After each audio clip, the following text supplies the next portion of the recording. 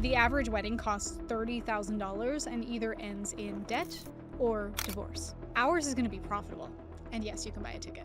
I know this sounds absolutely wild, but hear me out, because most marriages start in the red. People will max out their credit cards and drain their savings for just one day. And then we wonder why financial strain is the #1 cause of conflict in a marriage, and I want to solve that problem.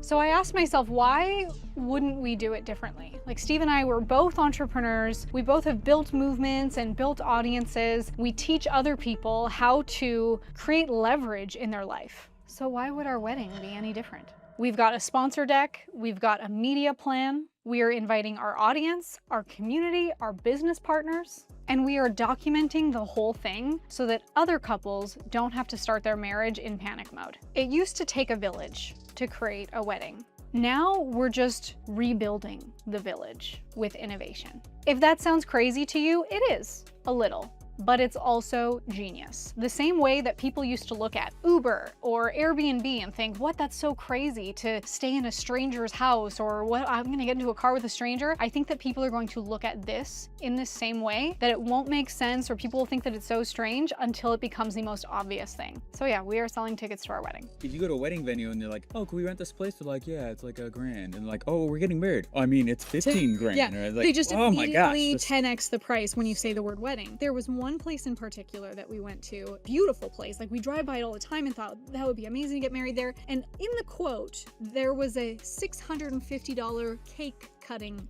fee, not including the cake, just to cut it. You can cut it on your own. And I was like, this is so dumb. And that's when I started to see red and see that this is a problem in the market. And entrepreneurs, what we do is we find problems and we solve it for profit, and we help people to be able to solve those problems with new and innovative ideas. I have this idea to then teach couples how to be able to monetize their wedding and bring it back to, it used to take a village. It used to be that the grandmothers would make food and the cousins would be the band, and bring it back to being about the couple and about the relationship and about setting themselves up for success. Wouldn't it be amazing if from their wedding they could, maybe make enough to go on a beautiful honeymoon or put a down payment on their house instead of going into debt, which financial constraint is the #1 cause of conflict in a marriage. So how are people starting their marriages this way? Yeah. We want to solve that problem, and our wedding is going to be the first case study. And I don't know about you, but I've actually thought about that my whole life.